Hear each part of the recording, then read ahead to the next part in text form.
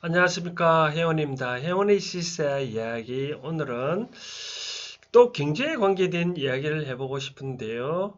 어저께 어떤 경제 신문을 보니까 ETF에 대해서 정확하게 머리 기사를 신청하고 있는데, 잠시 그것을 보면 하루 거래 5조 슈퍼 리치도, 즉 큰 부자는 뜻이겠네요. 그죠? 큰 부자도 ETF에 몰린다.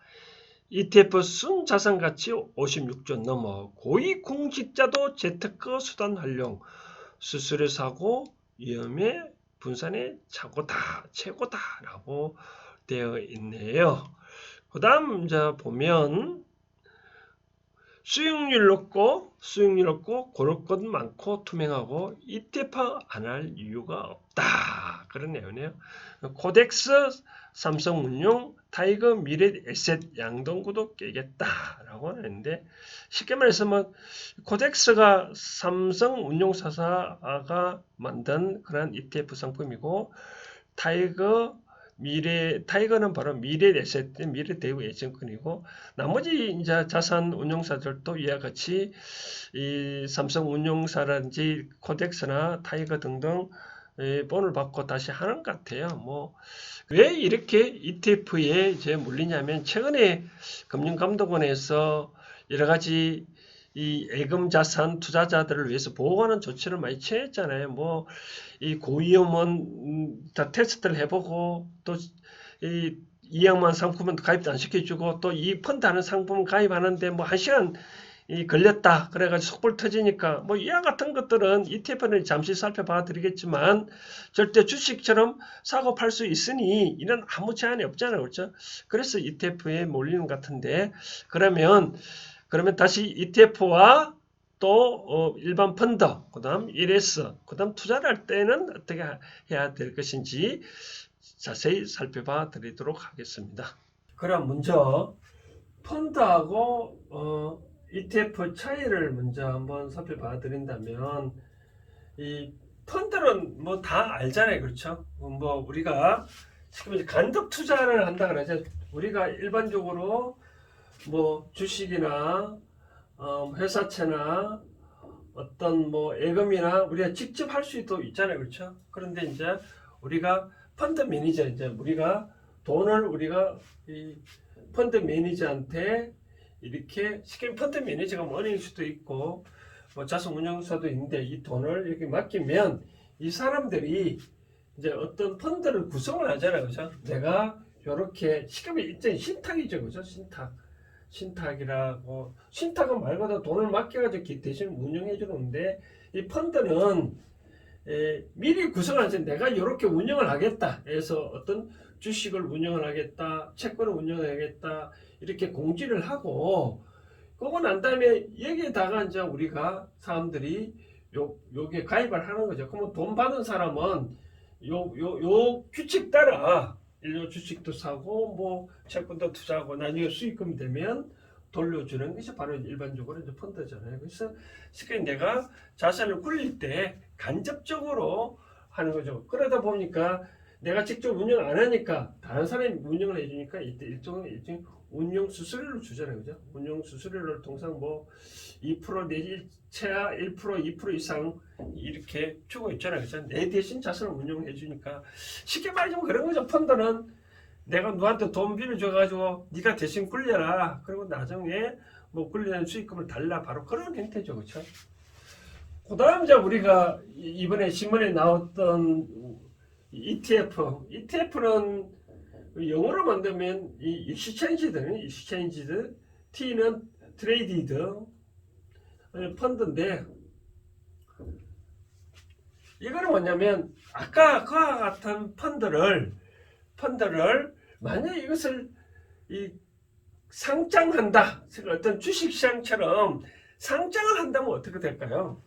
쉽게 말하자면 우리가 똑같이 이제 우리가 손님이 만약에 A, B, C가 있다면, 각자 만약에 A가 내가 만약에 10억을 투자하고 B도 10억을 투자를 하고 C도 10억을 투자했다 라고 했을 때, 그럼 총 30억이 되잖아요. 그렇죠? 이 30억을 우리가 어떤, 예를 들어서 뭐 주식에 먼저 투자한다. 주식에 투자한다.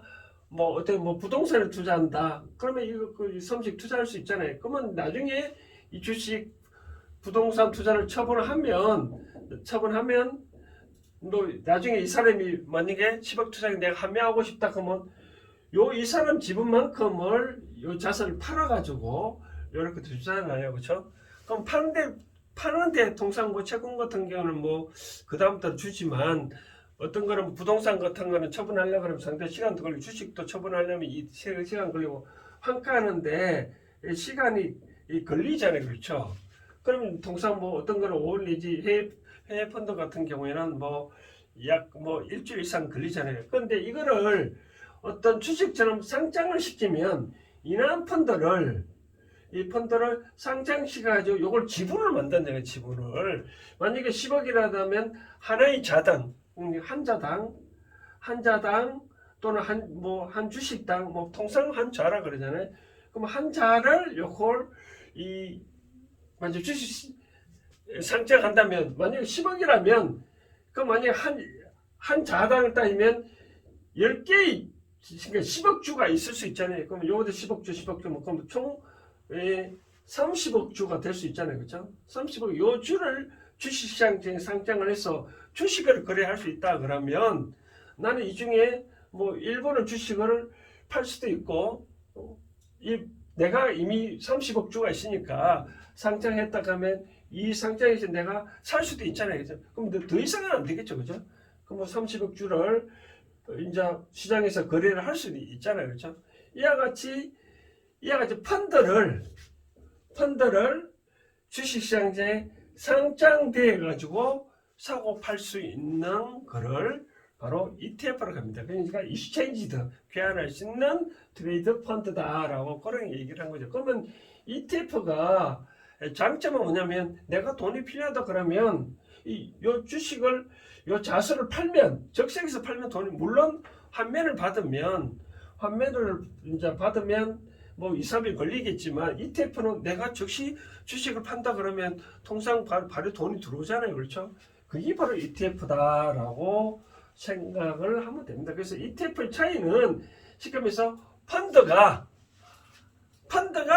주식시장에서 상장된 거다라고 생각되고 과거에 최고로 많이 유명했던 게 과거에 한국산업은행이 이제 아리랑 본도라 해가지고 뭐 김치 본도 해가지고 이 산업은행이 이제 유명한 업체에 주식 투자했는 그 업체 요거를 펀드로 구성을 해서 요거를 이제 나중에 상장을 한 거죠. 그래서 이 사람들은 그러면 투자한 사람은 요 펀드의 일정한 자수를 갖고 된 거죠. 그죠? 나중에 이제 상장 폐지를 됐는데 상장 폐지될 때는 요 주식을 다 처분하고 남는 금액을 이렇게 돌려주겠죠. 그렇죠?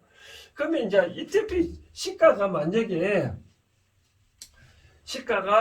정상적으로 만약에 반영됐다면 시장 가격이 정상적으로 움직인다면 요 펀드의 값어치 기상은 이제 오르지 않겠죠. 그렇죠? 그래서 요게 풀로 구성된 어떤 회사채다, 뭐 전적으로 회사채다.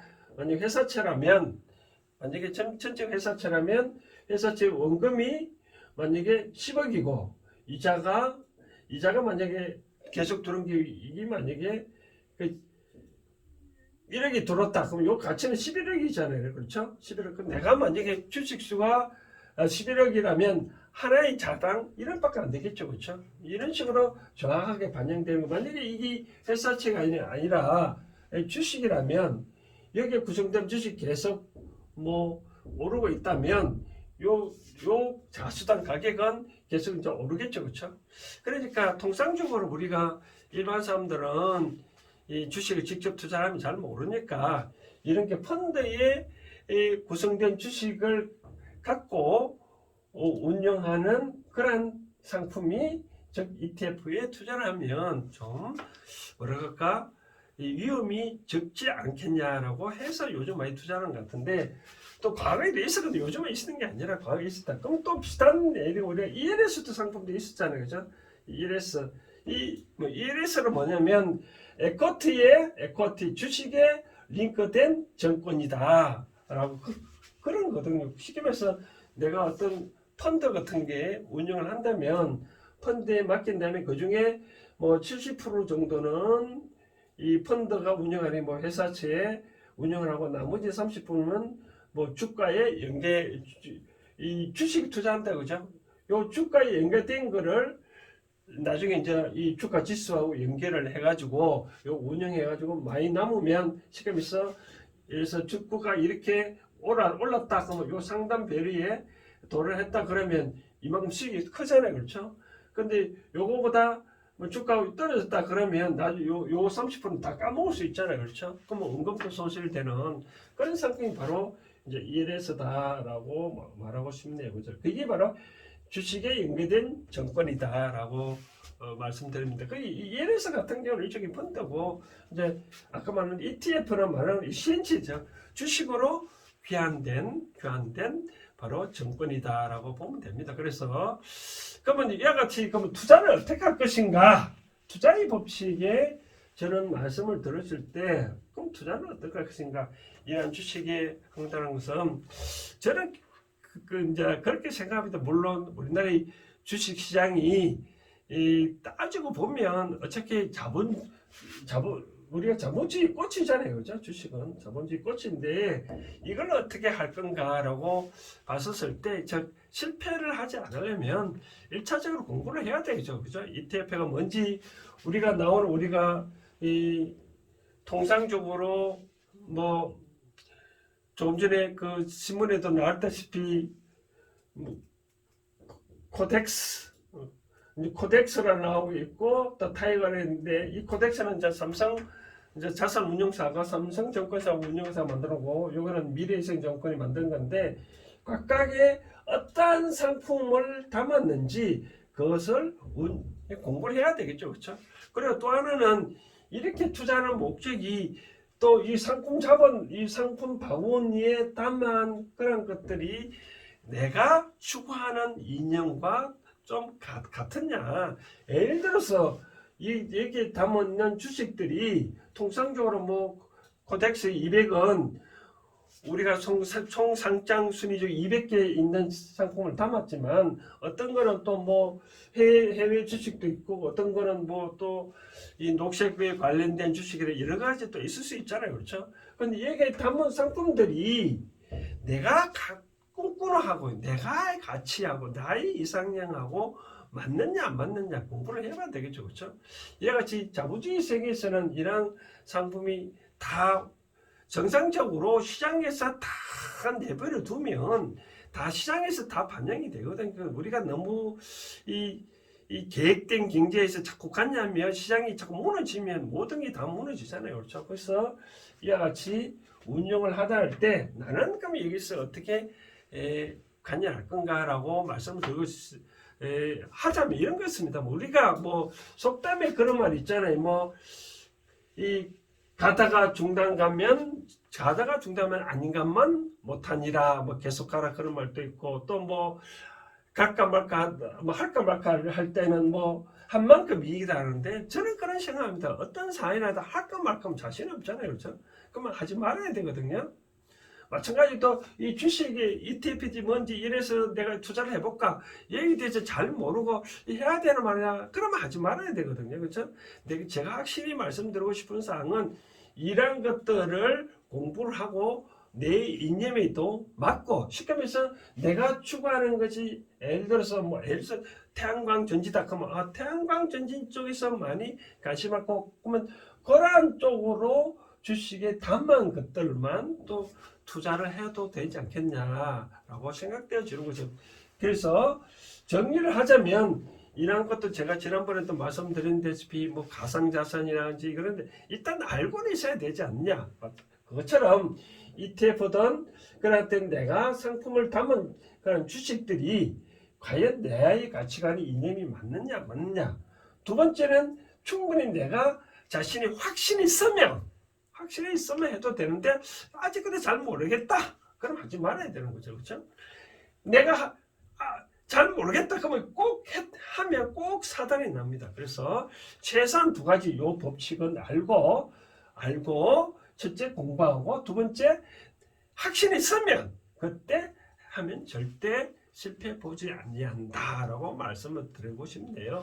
우리나라 속담에 뭐 친구가 강남에 뭐 장에 가니 나는 장에 갈 게 없이 걸음치고 뭐 장에 간다 그런 꼴인데 과거에는 그런 뭐 이 경제가 그렇게 활발하게 일어나지 않은 상황에서는 뭐 걸음치고 장에 가도 뭐 남을 흉을 안 받는 줄 모르겠지만 지금은 그렇게 하면 안 되겠죠. 그렇죠? 낭패 봅니다. 그래서 확실히 공부하고 그리고 공부한 것이 나의 이상량 이념이 맞고 그리고 내가 확신이 있으면 투자를 하고 그렇지 않으면 이 투자를 안 하는 것이 맞다라고 오늘은 이 ETF와 시사 이야기 차원에서 ETF와 또 투자의 법칙에 대해서 간략히 말씀드렸습니다. 오늘의 행운의 시사 이야기 오늘 여기까지 하겠습니다. 감사합니다.